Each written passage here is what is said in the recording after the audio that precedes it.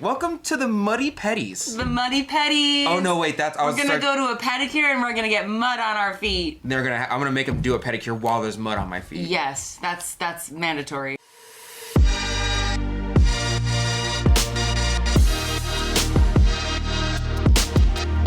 This is The Mud Peddlers, a podcast where two nerdy ceramic artists share the behind the scenes of their worlds of clay. We're your hosts, Lindsey M Dillon. And I am Donte of Earth Nation.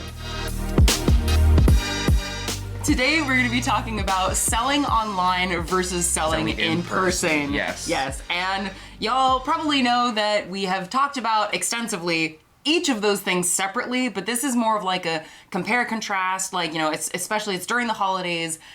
Things are just, it is the capitalist season. It really is the capitalist season. Every season is the capitalist season. Look, the other spaces in the world, like China, Japan, everything but America might have invented the thing, but we figured out how to sell it. All right? Okay? Oh, yeah, of course. We're real good at selling it as Americans.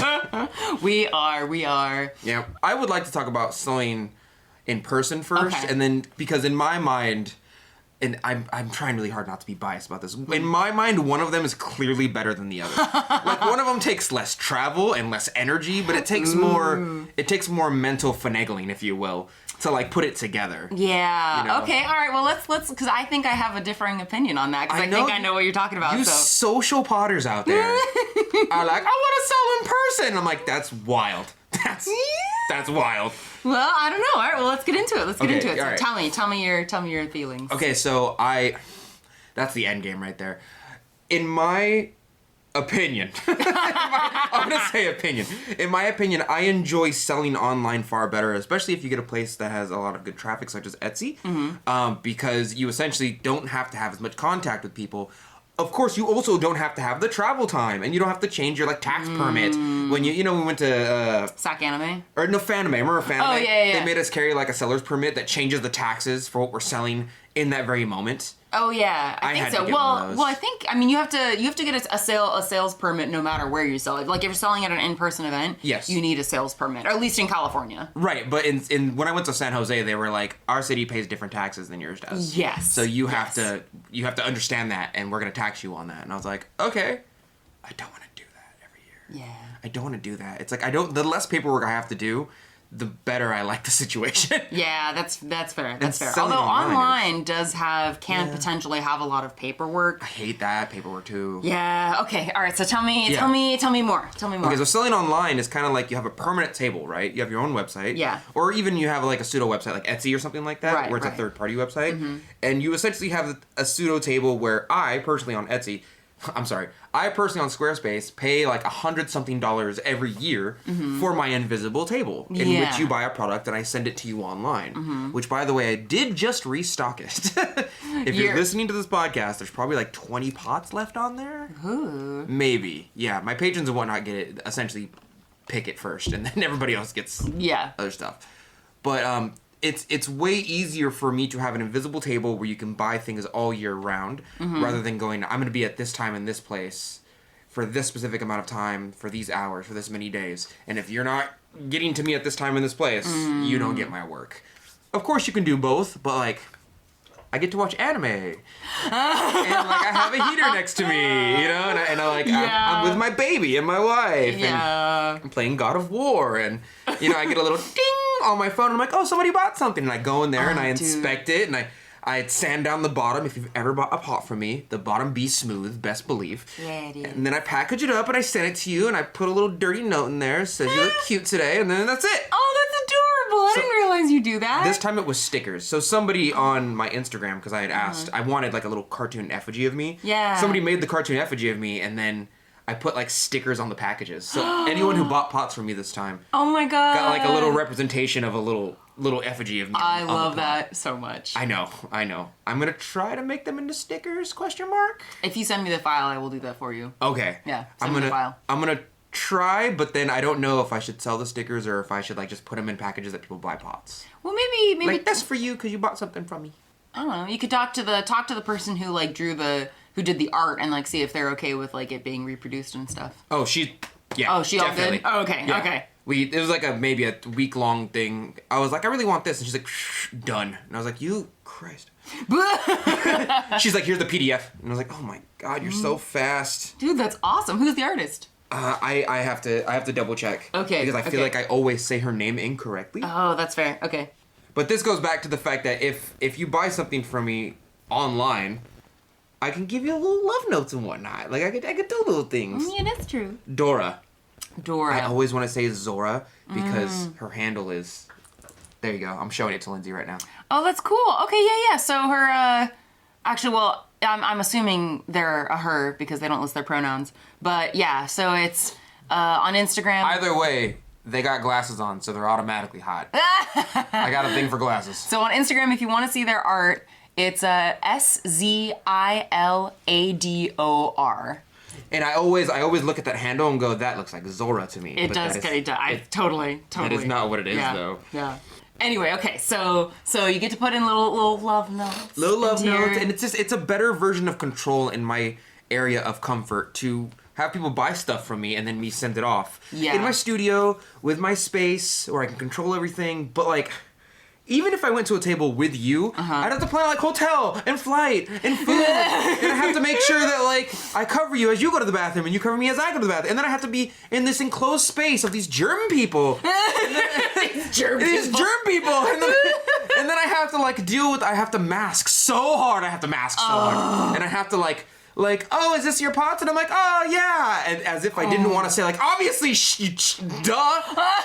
Obviously, they're my I'm just standing in front of this table because it makes me feel good. Oh, my God. Oh, I don't know who made this stuff. It's just, I'm just standing there. The artist isn't here. Yeah, I guess. Oh, my God. I'm just watching it for them.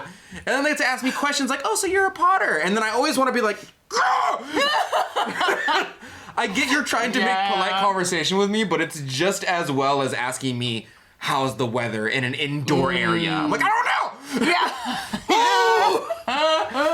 Yeah, I definitely, like when a person feels more introverted or when like social interaction just takes more energy. Way more energy. That is the biggest benefit of selling online. It's because there's social contracts in place to talk to someone. Like, it's like when someone goes, how are you? And you go, I'm fine. There's no need for that whatsoever in our society. It's almost like saying hello now, but realistically, if somebody's like, how are you? And you gave them your life story for the day. Oh, yeah. They'd be like, yo, that's not socially acceptable. Don't do that. Yeah, no. So just say good like everybody else. Yeah. Yeah, no, it's like, it's just part of the script of our cultural context. Yeah, and I think I've gotten to the age, not even the age, just the mentality where I'm like, I'm done with that. Yeah. I don't have to deal with that on online selling. Yeah. I don't have to do it. And the worst part, I'm sorry, I'm ranting. Go for it. The worst part is that if I ever get to a real, like if I ever drop my like facade of social interaction and I start getting into a space where I want to communicate with you, I start getting into like glaze chemistry and like the platelets of clay are magnetized so that one side is positive and one side is negative. So they basically slide over each other as you wedge, and they're looking at me like, what? What are you talking about? And I'm like, yeah, the covalent bonds of the electron cloud and inside your glaze. And like, what? And then they're like, okay, I'm gonna go. And I'm like, if you didn't want to interact with me, why did you start this facade? Why? Yeah. Yeah. Oh, is it oxidation or reduction? Oh. Dude, you know you've asked that question. I've heard you ask that question. I've seen you at con or at like public events go up, pick up a piece, look at the foot, touch the foot and go, what cone is this? Yes, yeah. And I'm just like, bro. I'll totally ask that. Yeah. If somebody... Which is fine. Like, I mean, I love when people ask that. I like when there's a middle ground like that. Because if somebody does that to my pot and goes, what cone is this? I go, oh, I can talk to you on like a realistic level on some level. But like anywhere on the two extremes, like it's really difficult. Yeah. You know what I mean? Yeah. We're like, I don't know. Yeah. I don't know. The thing about selling online though, which is like, okay, my two biggest beefs with selling online is that like I hate shipping. You hate shipping? I hate shipping so love much. Shipping. Bro, can I like hire you to do my shipping? Because I hate it. I have a program called Shippo and I click 3 buttons and I send that out and it's done. Because when I send things out, like the actual shipping of like printing out the label, which, you know, admittedly, none of these things individually take a lot of time. Yeah. But it's like, I have to like tape all the boxes. I have to get out my Rand Pack and my, you know, my craft paper that I, you know, use as filler. And I have to, you know, wrap everything. I have to write my little notes. I have to make sure that I don't mix up one note and put it with like the packing slip of another note. And you need a system. That's like 5 minutes away. I have a system. I have a system set up. It just, the system feels tedious to me. And I don't like this is like doing laundry. This is like when people are like, I gotta do my laundry. And you're like, there's a machine that does that for you. And you're like, no, I gotta get the clothes out. No, that's and then not true. And then I gotta tote the laundry thing over to the laundry. That's totally not true. And then I gotta put the water in. Oh and I'm like, that's all the God. same shit, Lindsey. That's not even true. Because like, first of all, laundry is mindless. With shipping stuff, it's like, if I could just like zone out to podcasts. You don't? Let me. Okay, I'm sorry. Let me finish. I'm sorry. Okay, so if I could just like zone out to podcasts and pack everything and do all that, and it like didn't take very long, like that'd be fine. But like, I have to make sure that I'm grabbing the right pot. I have to make sure that I'm, you know, it's like I write out little thank you notes, and then I, you know, like sure, it's not that complicated, but to me, it's just tedious as hell. And I would rather be at an in-person event where, yes, it takes more energy for social interaction, but I can sell 200 pots in 2 days. That's the max that I like about selling in person, is I sell way more pots. Yes, and that's the thing. And it's like, okay, so there's like a few different things I'm going to try and pull together in a cohesive statement. Talk it. Okay, so when you're selling in person, you sell a lot more pots. Of course. Generally speaking. Positive. Well, unless, if you have a really, really big audience online, then you can sell as many online as in person. But if you're selling online and you want to sell as many pieces, you have to have a bigger audience. That means having a stronger presence on social media. If you're just starting selling particularly, or you have a relatively small audience, selling online, I feel like you have to put in a lot more footwork to sell as many pots as you could if you just went to the right event over the weekend. Now, again, part of selling at an in-person event and making it successful is picking the right event, because you and I can sell 200 pots in a weekend at an anime convention because those are our people. Yes. I would rather have that social interaction and then be exhausted for a couple days afterwards and hermit than like if I had to ship 200 pots, oh my God. Like, if I like had an online update with 200 pieces and they all sold, I'd be like, I gotta wrap all those like, It's a day of work for me. Oh my God. That's a day, so like legit, I want to hire you to wrap my stuff because I hate shipping so much. Well, the way I do it is I look at all the pot, and I'm sure you have your own system, right? Yeah. But like, I have a table that's specifically for shipping that is also for like junk, and then I like. Let's say right now, from the podcast, people went to earthnationceramics.com and they bought like 5 pots. When I get home, I'm going to take 20 minutes. I'm going to get those 5 pots out. I'm going to inspect them. I'm going to sand down the bottoms real quick. I'm going to make sure they're good. Blow off the dust. Probably dunk them in water just to make sure they're nice and clean. Yeah. And then I'm going to Rand Pack them, get out the appropriate boxes for them, pack them, print the labels, and then stick them on there and put them outside for my person, my male person. And then when she comes by, I hand her all the pot, and that's it. That takes me like 20 minutes of work maximum. And the entire For 5 pots? For 5 pots! Do you write little like thank you notes? What I often do is I have like the Dynamo printer. Yeah. What I often do is I write because I have horrible handwriting. I write the little notes or I make the stickers in there, and then I just print 5 of those. And then they come out and I stick them in the, and they're also stickers because packing. Right. So they, like, if they want a little love note from Donte sticker, it's in there. Aww. So that's just how I do that. Yeah. But it's I don't know why it just takes me longer. I think you just not enjoy, but you can handle the social interaction far better than I can without having like someone next to you, like I need you next to me, in order to be a buffer. For sure, interacting socially still takes work. Like I consider myself an introvert in that sense, where although it's weird because it's okay. To be honest, this is gonna sound a little weird. No, you're good. When I feel like I'm at a convention, it almost feels like a performance, and not in like a negative way where it's like I'm performing a different persona, but it's more like I'm so. Because I did like a little bit of theater when I was in younger like school, and I just want you to know you're the only theater kid I've ever liked. Really? Oh, I hate them so much. I mean, I don't think I qualify as like a full blown theater. Like I did like 2 plays. I wasn't like a full blown. Oh, okay, yeah, all right. Yeah. But I really enjoy theater. Theater is the gateway to furrydom.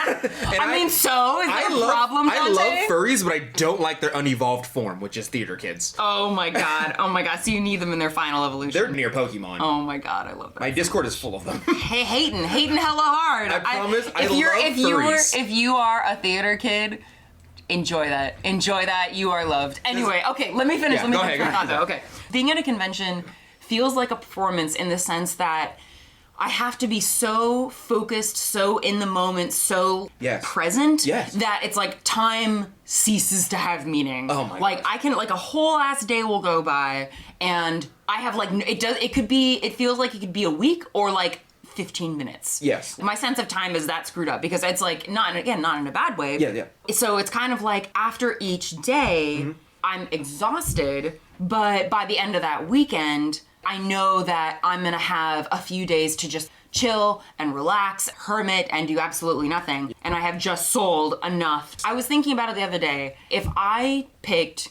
3 events a year, 3 in-person events, if I only did those 3 events, I priced my work appropriately, and I actually had enough inventory for all 3 of those events, not thinking about cost of materials and price of going to the convention, I could make $30,000 from those 3 events. Yes. Because I made like $7,000 at SAC Anime this in September. That sounds great. And to not have to ship any of those pots would be amazing. Yeah, it would be amazing. Now again, it's like I would have to obviously, because $30,000 is not enough to live in California. Right. So it's like so obviously I would still need to be doing online updates in between. Yeah. But to me, again, I know I'm kind of repeating myself here, but those in-person events, I don't have to do shipping. I am lucky enough that I can go to those events that are close by. Like if I had to fly, there's a reason I couldn't do it. There's a reason I don't go to Emerald City Comic Con up in Seattle. Yeah. Because the cost of getting all my stuff there would outweigh, at least at this point, what I could make in that weekend. 100%. Yeah. And then you have to deal with the physical and emotional. I'm gonna call it damage, even though it's not that serious. But I'm gonna call it damage. The physical and emotional damage of like getting on a flight and packing your stuff and paying for shipping on the flight because it's pottery, it's heavy, and then like whenever someone offers me an out of city or out of state person event, I'm always like, either you're comping my stuff somehow or like you're paying for my flight, because like I'm not trying to be out like $2,000 of hotel and flight charges just to like come visit you. There was someone in I want to say Cincinnati. Somebody in Cincinnati invited me to their college. They're part of the Potters Guild. Oh, that's cool. And it was like last month, and I was like, I'm not trying to be that guy, but you'd have to pay me like 4 G's. Oh yeah. To like, it's like a G for hotel, and then like 500 for food, and then like a G for flights round trip. Yeah. Because Cincinnati do be far. Yeah. And then like you gotta pay me for going there because I gotta miss work and be away from my baby. Yeah. Every morning I wake up at like 7 or 8 a.m. and I clean the house a little bit and I cook food for my wife and I change the baby and then I feed the baby and then I clean the house a little bit. She's not gonna have that service for like 4 days. Yeah. Like you gotta pay me for that, you know? Right. Yeah, no, and I think that's the reason why for people who do travel and they teach workshops across the country, they get paid adequately to make that make sense. Yeah. That's its own whole conversation that we should actually be really interesting to talk to, like find an artist who teach a lot of workshops and talk to them about that. But that's for a future episode. Matt Katz? Oh my god. You hear me, Matt Katz? I'm calling you out. You come on our podcast. Oh my god. I'm already taking his classes. That'd be amazing. I've already bought his classes. Does he do workshops? Okay, no, this is... He does workshops. No, I was going to ask if he travels to do workshops. Yeah, well, I don't think he travels, but I think he has like online... Well, he does them online, but like... But like he stations them, so I think he has like 2 going on right now, and they're both separate parts of the country. Right. And I don't know if he does it in person, but I know that like he sets up a version of himself somewhere to teach a class. Yes. And I think Seth Rogen took one of his classes. Of course, Seth Rogen. Oh my god, Seth Rogen has become an amazing potter in the past like 2-3 years. Glorious. I know. Yeah. We claim Seth Rogen, by the way. What? We claim Seth Rogen, by the way. He's a potter. He's. Oh yeah. Oh, of course. Yeah. Okay. All right. So reeling it in. Sorry. This is, you all can't see this, but I'm like reeling in like she has an invisible. A fishing rod. She's Mr. Miming. Yeah, I am. Anyway, so one thing I will say though, One of the benefits of selling online, though, is that you actually get to sort of, this is kind of a weird way to say it, but like reward your online audience for following you. Oh, yes. Because if I only did in-person events, then so many of the people who follow me online and like ask about my work wouldn't have access to my work. And so I think when you get to that point with social media, where you have enough of a following to warrant like selling an online shop. Can I say that this is going to sound gatekeepy. I really love that aspect. I love that the people that follow me and have notifications on, actively look at my content at least every other day, are getting my work first. Even though it's not like beneficial to my pocketbook as much as it would be for an in-person event or to be on like a larger platform. I love that like the people who actually like me and my work are getting a piece of me at some point first. Because I get so many messages of people who are like, I wanted a pie and I looked at your website and they're all gone. And I'm like, oh, that's crazy. Oh,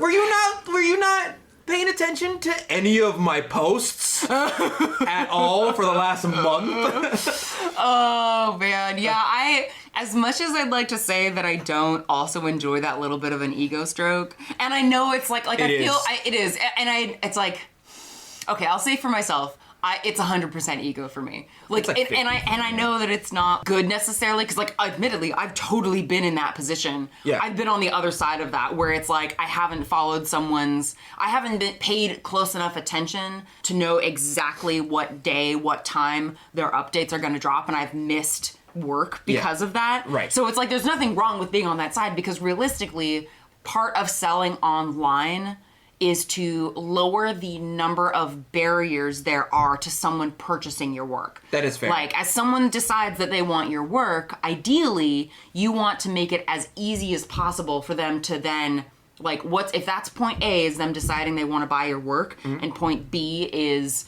buying your work, like they have clicked checkout and they've purchased the thing. Yes. You want to have as few steps in between there as possible. Of course, yes.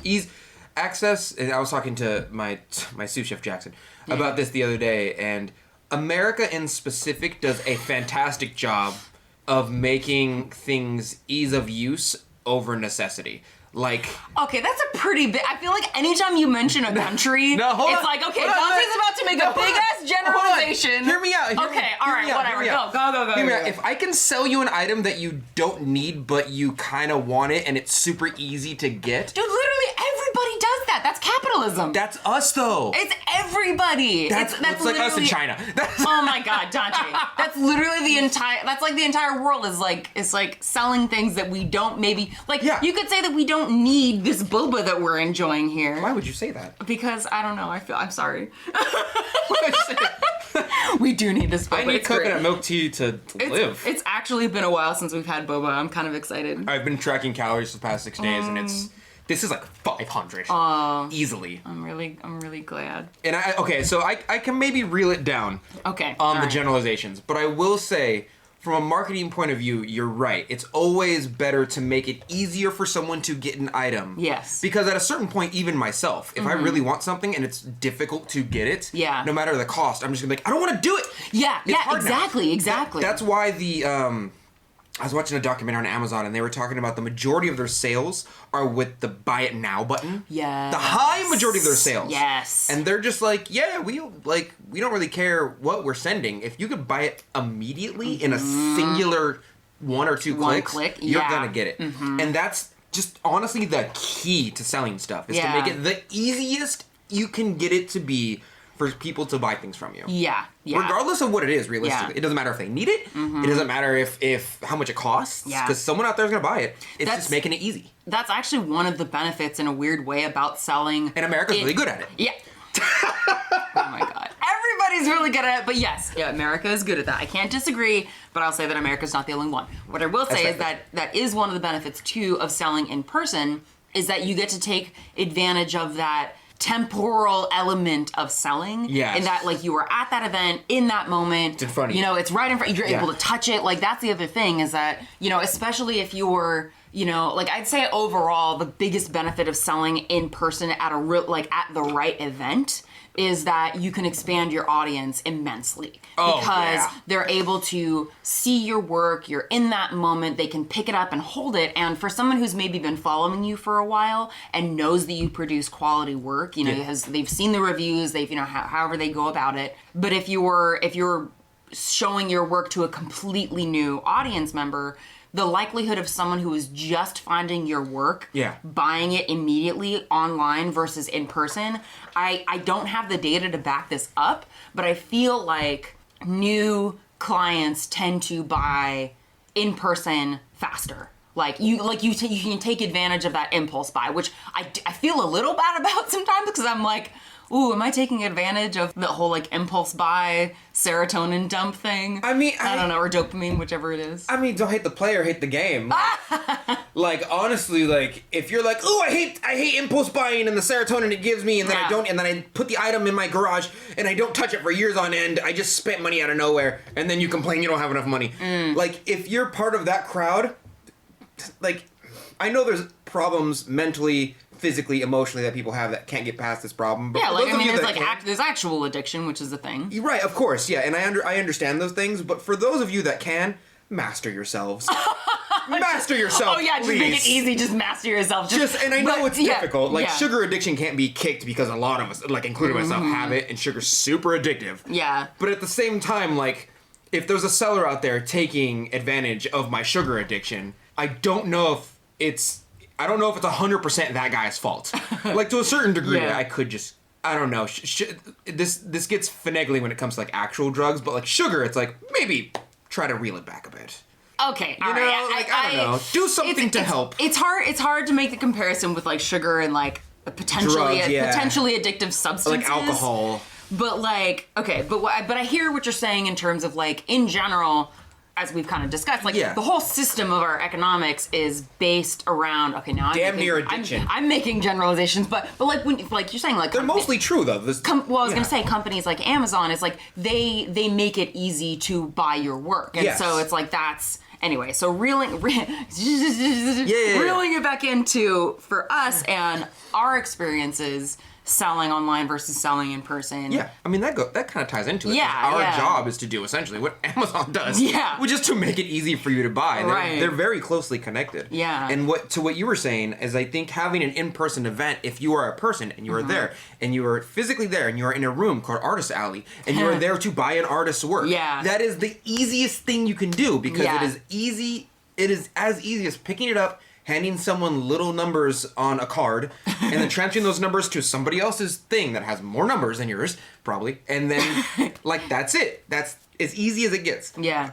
Because you're already there in person. That is the easiest way to do it. And that's a major benefit of selling in person. Yeah. But, like, oh, go ahead, sorry. Well, I was just thinking, online, it's interesting to see some of the different ways that various companies have tried to make selling online easier. Like I think about with Instagram, for instance, they have the whole Instagram shopping thing where for people who follow your work online, you can have an Instagram shop that is linked to your website. So it's still, my understanding is that it still all happens, because I haven't used it, but my understanding is that it still all happens within the Instagram app. Yes. But you're able to link up that shop to your own website. Yes. That's actually a little side note.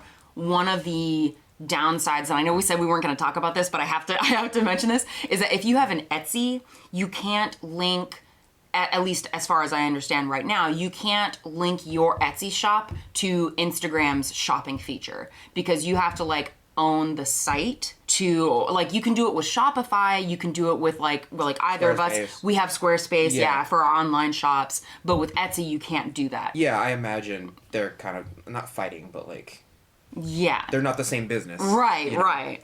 So there's so many different ways to lower that barrier for selling online. You know, you can like post the links now, which was a huge. When Instagram opened that up to people who have under 10,000 or who have fewer than 10,000 followers, made a huge ass difference. Yeah. Like there's little reminders that you can set. So like when a shop update happens, you can, your followers can click to, get little reminders and stuff. Yeah, I put it on my stories all the time on Instagram. Yeah. And of course I'm missing. I tried to go on Twitter, and I unfortunately started doing Twitter more often right as the thing happened, and I was like, and then Kanye happened, and I was like, I'm done with Twitter. Yeah. Too many bad omens. Yeah. Going on. For astrology and like crystal people. Oh, right. They start doing a new thing, and then like a bunch of omens happen. They're like, nope, not doing that thing anymore. Mercury's in retrograde. Yeah. Mercury had too much Gatorade. That's Mercury too much Gatorade. That's what happened to me. I was like, no, Kanye went down, and then I'm good. Yeah. That's not a good omen. I'm just gonna stay away from Twitter for a bit. Yeah, that's fair. Fair. Yeah. Oh, sorry. Go ahead. I think for the in-person event, you could. Well, I'm always afraid, and this is one of the major reasons I always have like a buffer like you around me whenever I go to like super big social events, especially in the pottery world, is because like I'm constantly in a state, and you can say it's trauma, and that might be a somewhat valid argument, but I think people use the word valid as true or correct, and I don't know if that's real. I don't know if those are synonyms, my guy. But simultaneously, I have learned throughout my life, or it is ingrained in my brain, that like there's constantly a facet of danger, or if anyone talks to me that I don't know personally, they want something from me. And so I'm constantly have this like shield around me of like, I don't want any of it. Yeah. I hate advertisements. I hate when random people, like when I was a kid, I walked on the street and somebody was like, hey! And I'd be like, nope. And I would either keep walking or I'd have to get real aggressive. Yeah. So I'm always afraid that in-person events, my social politeness mask will go down at the drop of a hat. Yeah. Like, if you're not there to, like, intervene, I would be like, oh, yeah, it's nice to meet you, yeah. And they would say something rude, and I'd be like, oh, we're being rude. Okay, it's my turn now. Like, my mask would immediately drop. Yeah. And I think having a buffer around me of people that are a little more polite than I am at the drop of a hat is better for me and my business. Yeah. Because when I was a kid, people would say something and I just wouldn't respond. I'd be like, well, you're gonna get hit now. Like, I would just go. Yeah. I'd be like, you said something rude and I didn't like it, and you did it to the person I like, and now we have problems together. Right. And this is where it's going, and you won't do that again. I promise you will understand that. But like, I don't like in-person events just on a personal level for part of that reason. Yeah. Because I get like, not aggressive, but I will get rude at the drop of a hat when someone is rude first. Right. Like when someone like, this is a horrible example, but like if you were in a fight and someone pulled out a knife, that in my brain means like, oh, I can pull out the gun now. Oh. Like you made it okay. You were rude first. You made it okay to go here. Don't clutch your pearls now. How dare you? You made it this way. You started this, and I will finish it. So I like having a buffer, and in-person events are just like the gateway for that masking to go down. Yeah. And so online, it's very easy for me to never have enough interaction with people to where I don't have to deal with that. Yeah. You know I think that makes a lot of sense. And like, I think what's nice is that because people can be successful both at in-person and online events. Yes. Like, you get to, as an individual artist, you get to make that decision about like, okay, what suits me best? Like there's, because I think in general, people can be successful at both. I think there are some outside factors that can determine whether selling online happens more easily versus selling in person. Like if I lived in the middle of nowhere, it would be more difficult to do in-person events that would be successful for me. But John's a great example of that. He lives literally in the middle of nowhere. Yeah. He's massively successful. Yeah, because he sells really well online, and he sells his work, and he has the coffee shop, and dude's like killing it. He goes. Yeah, he do. He go. Yeah. I also always have this fear that in in-person events, you're going to get to know the real me, and that's going to be the gateway towards like, oh, I don't really like you. Aw. Yeah, and I don't know, there's, especially as a social media or a content creator online, there's this persona. I try really hard not to have a persona. For sure. But there's this persona, this perception that people have of you. Yeah. That they put in their minds if they don't know the real you. And when you get to in-person events, that is torn down once you have real interaction with them. Yeah. And I'm always afraid that someone's going to meet me and be like, oh, you're nothing like what I thought you were. In fact, you're a less likable version of what I wanted you to be in my mind. And that is not my responsibility at all. Oh, yeah. I'm glad you're saying that, because I was about to be like, that doesn't matter, though, Donte. That's not on me. It's like, it's really not. Your perception of me has nothing to do with the actuality of me. Yeah. At all. But I will say, there is there is, in a more meta sense, a fear of like someone who's gotten to know me over like the course of 3 or 4 years online has never met me, and then they get to know me and they're like, oh, I never really liked your work. And I'm like, no, it's not that you didn't like my work. It's that you tied a fictitious version of me in your head to my work, and you wanted to buy my work because you thought we were great friends. But realistically, when you meet me, you're like, oh, I don't like you. You're not someone I would get along with at all. And I'm like, yep, I'm glad you know that now. Yeah. I've been telling you that for years. I've been online telling you that for years. And now you believe me because you've met me. I think I will say, I think that whole tying of the fictitious version of someone with their product, I think that happens a lot. Like, I think in a weird way, and not that that's necessarily always a bad thing, but it's just recognizing that, like, on the user end of that, and again, this might be, you know, saying the obvious here, but like recognizing that like the version of someone that we see online is only one aspect of their personality. Rarely. Because I do think that there is really great value in time, like how do I say? Again, I'll bring up this example, but there's marketing value in being likable, I guess. Well, not so much that. I mean, yes, there is 100%. Yeah. But also, like, I think part of the reason that people buy somebody's work is not just for the work themselves, but for the association with that artist. Yes. And I don't think that's a bad thing. I've bought work that from artists who maybe their style wouldn't necessarily be my thing, but I like the person and I want to support that person, so I buy their work. That's a bit of a fear of mine as well. So while I have the fear of someone liking my work and then meeting me and being like, oh, I guess I don't really like your work, I just liked you. Yeah. And that made me like your work, I guess. I have the opposite meta problem as well, where I think, oh, you only like my work because you like my personality so much. Like, what if you meet me and you're like, dude, I love you more than I liked you online? And then my brain goes, and then you're like, oh, I want to buy all these cups and mugs. And then I'm like, oh, you just like me a little too much. Why is that a bad thing? It's not a bad thing for personality, but in my mind, I'm like, oh, you don't like my actual work. You just like me and you want to support me doing my work. You know? Why is that less valuable than someone liking your work? Because my brain goes, either you like me or you like my work. But in a perfect world, you would like a mixture of the two. I think that's usually what ends up happening. I hope that. That's why I call it a fear. Is because I hope someone doesn't like only my work and then meets me and goes, oh, I don't like you, I just like your work. Oh, but I tied the two together. Yeah. And then I also, on the other spectrum, always want someone to go, I like your work. I mean, I like you, you're all right. But I like your work more than I like you, and I'm buying your work for the quality of your work. Yeah. Not for the quality of your personality. And I'm always afraid that, especially in an in-person event, that field is going to be broken down. Yeah. And they're going to meet me and be like, oh, my misconceptions of you were just that, misconceptions. Yeah. You know, but online, you watch a YouTube of me, I package that stuff up, I send you a little in the mail. Oh, and you open it up and, you know, you go, yay! You watch an episode of the Throw With Me, little chill time relax video I post, and then you drink it, and then that's it. Yeah.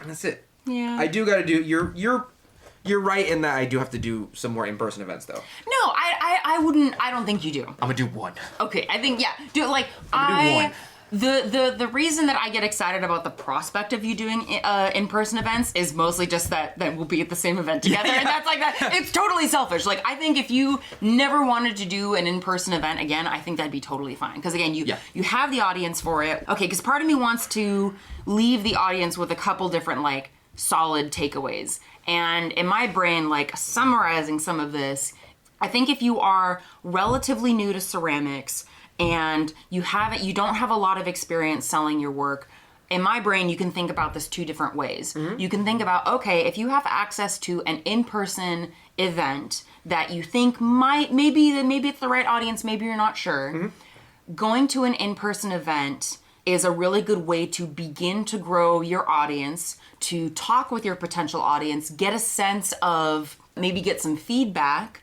Like, for instance, when I sold at Sinister Creature Con, which was the first, I think if I remember correctly, was the first like convention I ever sold at. One of the biggest things that people told me is they picked up my cup and they're like, oh, I really like the design, but it's too small. Don't say anything. I know you're going to be upset.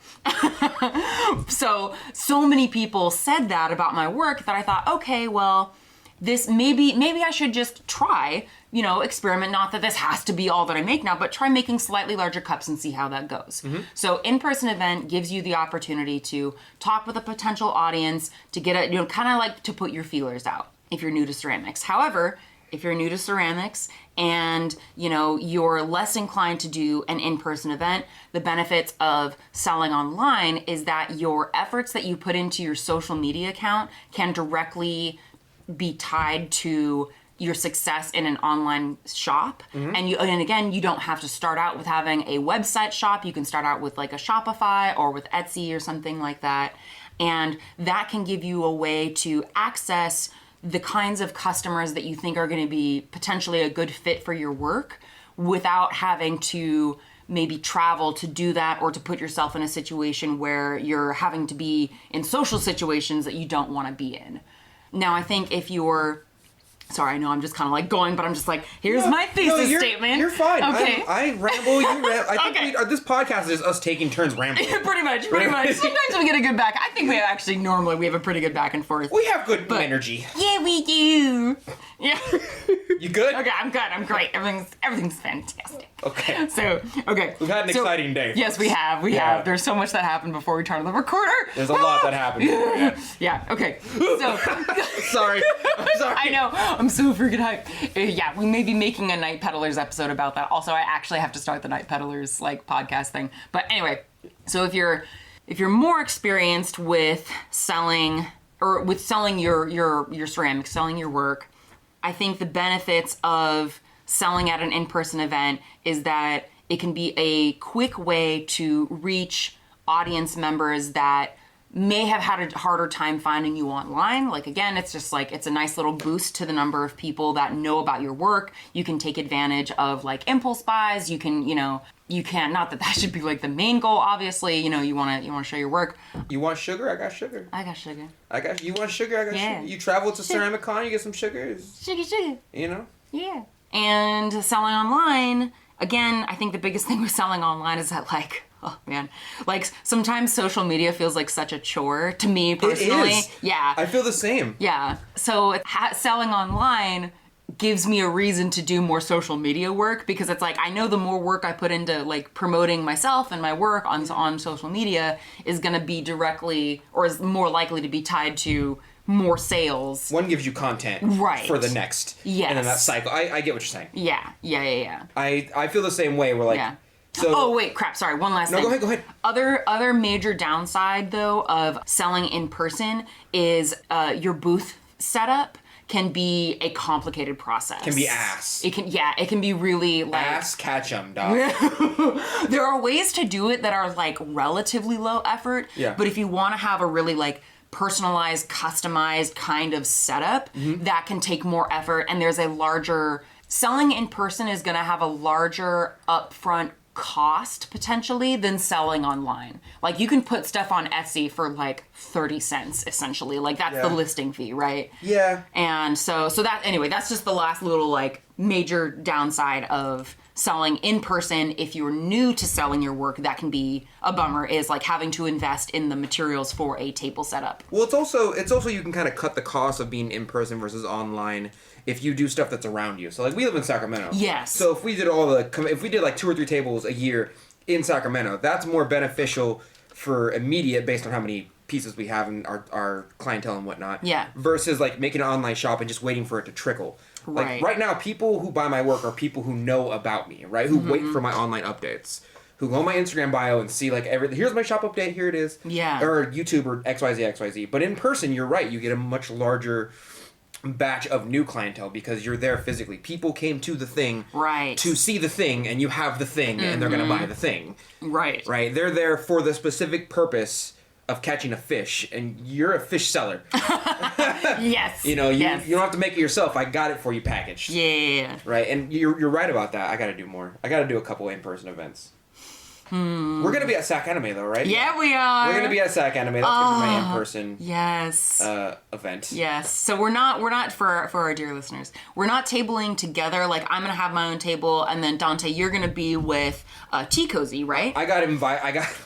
I got pressured. Invited, pressured. So basically, like, they were like, oh, you want to share a table? We're going to go to Sec Anime, because they're really going hard on, like, the anime angle. Yeah. And they're like, you're already the anime guy. Let's just get you in here. Mm-hmm. And then you already have your own table. Yeah. And so, like, for a while, I was like, no, I'm good. I'm going to do a store update, and, like, stuff might sell.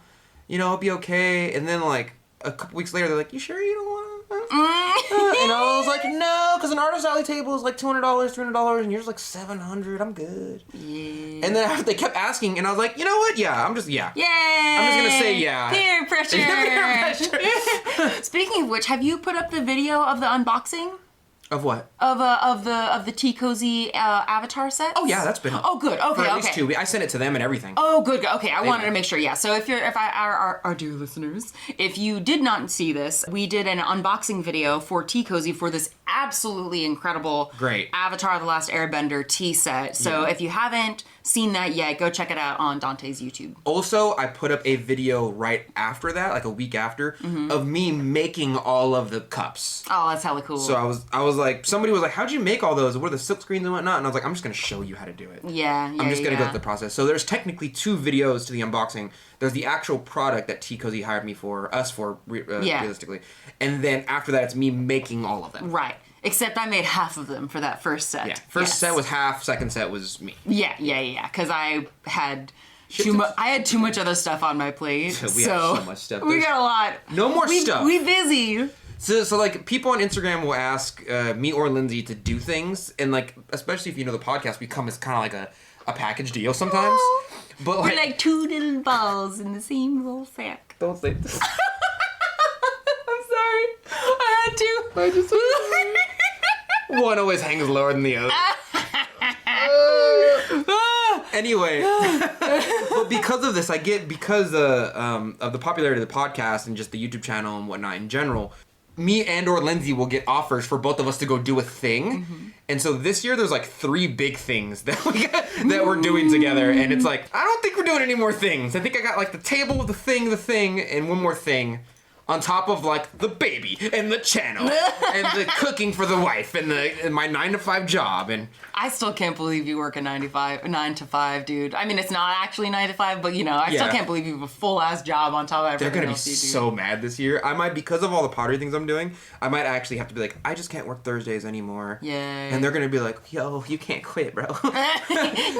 You hold like 10% of this bitch together. Oh my god. Yeah, you do. Have you ever heard the theory that like 70% of the work is done by 30% of the workers? Yeah, that's okay. Yeah. That's really true. I 100% believe that. And it's, well, you know what I think we should do? I think we should end this episode, and I think we should do a Night Peddlers episode. And I swear to God, I'm going to get the Night Peddlers set up on its own separate channel so that patrons on my Patreon, patreon.com/Lindsey M Dillon. The Mud Peddlers do have a Patreon. Yeah, we do have a Patreon. I mean, it's like me, it's like my Patreon, but like you get Mud Peddlers content. Yes. For me, it's like you get more YouTube content and you support me. For her, it's like you get more Lindsey content, you get more Mud Peddlers content, and then you support Lindsey. Like, that's essentially Yeah. I would say I'm like still a primary thing. Like, cause most of what I post is like my writing, my behind the scenes stuff. Yeah. And then cause I've had the Patreon for like a year? No, not even a year. It's been since like January. Yeah. So ultimately what I want to do is like have more of the Mud Peddlers content. So that'll be like the Night Peddlers. Yes. And but anyway. The Night Peddlers is just an extra dirty version of the Mud Peddlers. Yeah, pretty much. This next episode is about to be lit. Oh! We're holding a lot of stuff back right now. Yeah. We're very excited. All right. Well, hopefully I will try, because this episode's going out like today. Yes. Or maybe like tomorrow. This week is so busy. This week do be busy though. So busy. Anyway. All right. Well, we'll see you guys later. Put your pants back on. Yeah. Put them pants on. Or take them off. Or leave it off. Just like whatever. Walk outside in full glory. Don't walk outside in full glory. If you do it to my voice, like, I'm not going to kink shame you. Oh my god. Oh, Jesus. I don't like my voice, but that's not a me thing. That's Dude, you got a nice ass voice. What you talking about? Oh, yeah.